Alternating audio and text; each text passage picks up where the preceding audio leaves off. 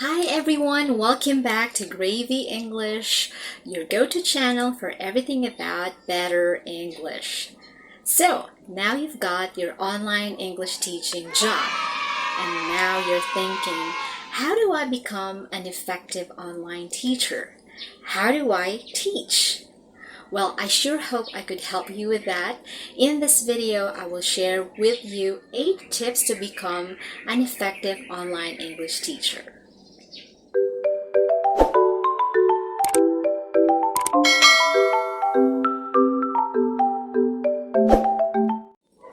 Tip number 1, orient your students.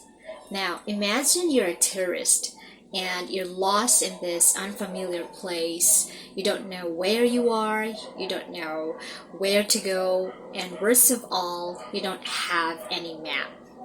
Surely you'll feel anxious or nervous about it, right? Your student will feel that way if you don't orient them at the beginning of your course or your class.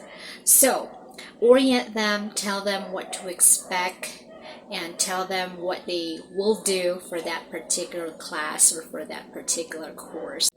Tip number 2, adequate preparation. I think you would agree with me if I say that even the most experienced or fluent public speaker would prepare a lot before he or she delivers a speech, right? And so do our students. Speaking in English during a class is already stressful for many students, and it can even be more stressful if they are not prepared. I can relate personally because even before I deliver a lecture or a lesson, I prepare a lot. Not just prepare materials, but I also prepare mentally and even physically. So give your students time to prepare, especially if it's a reading discussion or a speaking activity. If they are prepared, they are more focused on language production. They don't have to grow for words so much. They won't spend a lot of time unlocking difficult or unfamiliar words. They need not use their dictionaries or Google something so they can explain to you what they want to say or what they mean. Your classes are usually short, sometimes even just 25 or maybe 20 minutes. So if they spend so much time using their dictionaries or searching the internet for some ideas, you will be using a lot of that time, of that valuable time, without speaking effectively or speaking fluently, and that takes away a lot from them. And then whenever you end your classes, always remind them to preview the lessons and then practice on their own so that when you are together in a class, you can focus more on speaking fluently and spontaneously. Tip number 3, resist teacher talk. Always remember that your students come to you or they enroll to your classes because they're looking for someone to practice speaking with or practice discussing something with someone. If you use that time to talk about your own experience or talk about the news yourself, then you're taking the valuable time from them. So resist talking about yourself. Give the space for them to talk about themselves instead. This would really depend on the level of your student. If he or the student is in the elementary or beginner level, then obviously you would do more of the teacher talk and there's more listening than speaking. But if they are in the lower intermediate to advanced level, then definitely they can handle more speaking time. What I do in my classes is I would usually elaborate on the questions. I don't give close-ended questions and more of the open-ended questions. So something like, okay, so why do you think this is so? Do you think you would do the same? And then I also try to relate the situations to them.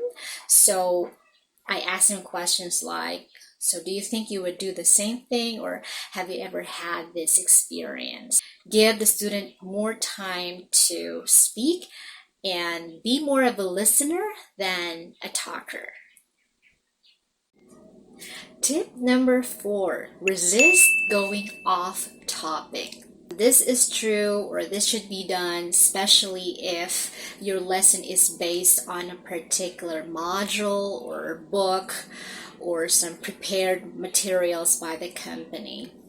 Well, as you know, there are some students who base their performance or base their learnings with how many activities or how many tasks they're able to finish, or how many pages of the book were they able to discuss or study or practice during their classes. Talking a lot adds value to your student. I mean, they are able to practice their fluency and their spontaneity with that.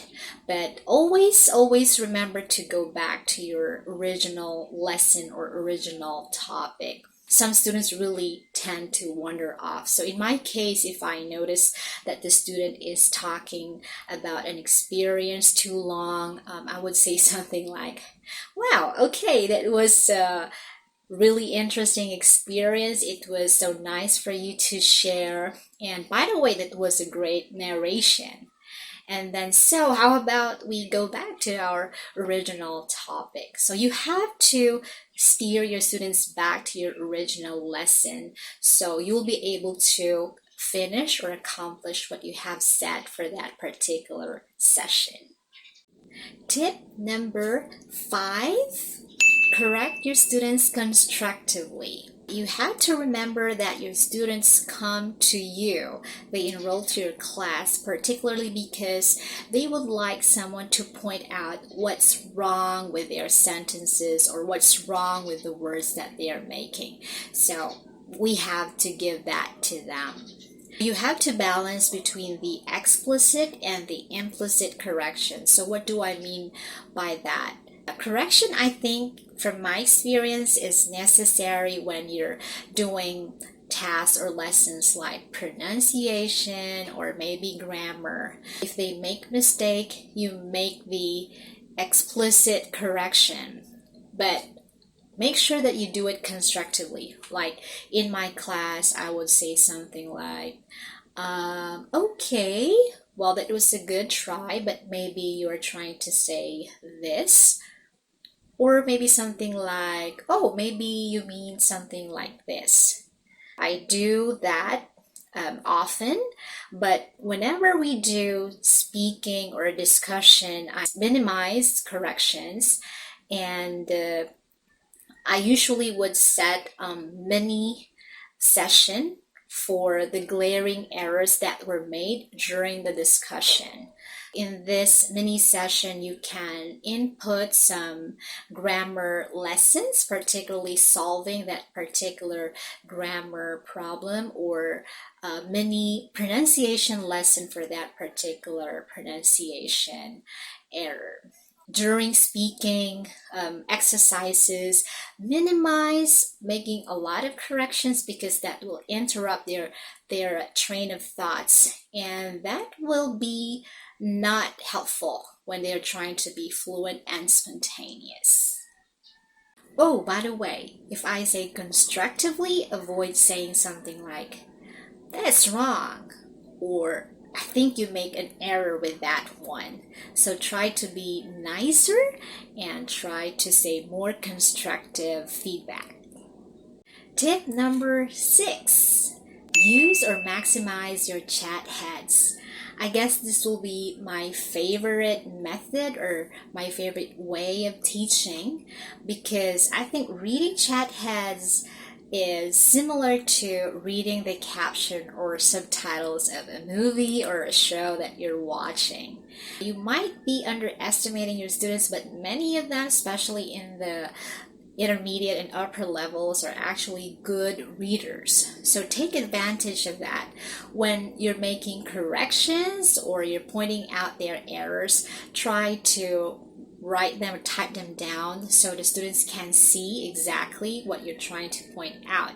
By doing so, they will be able to process the information because you're establishing a very good correspondence between listening, seeing, right? Seeing and reading, so they can understand better. This is very helpful in error corrections because it's easier for them to analyze where they went wrong, and it's easier for them to set their grammar straight because you can explain more fully.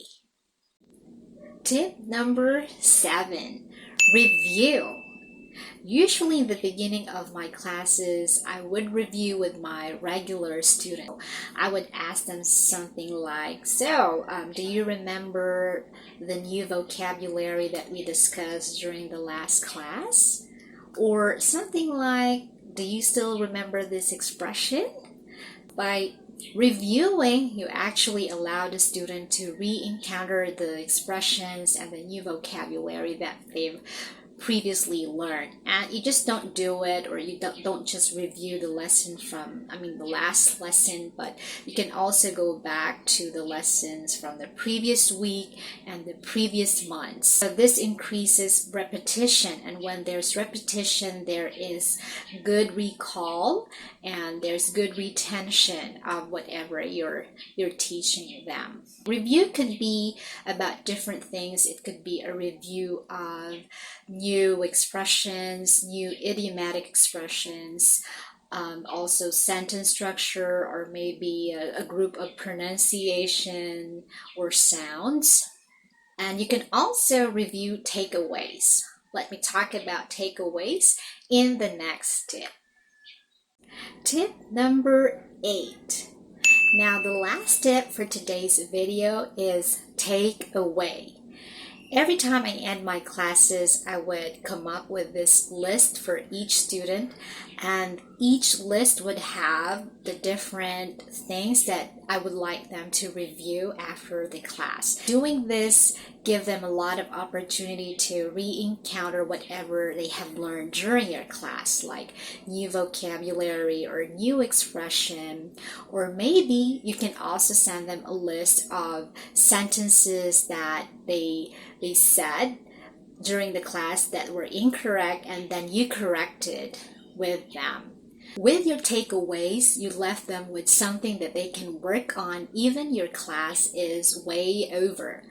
You give them an opportunity to practice on what they've already learned, and they can work on it even without your support or without your guidance. And so it motivates them to practice by themselves and reinforces what you have learned during your sessions.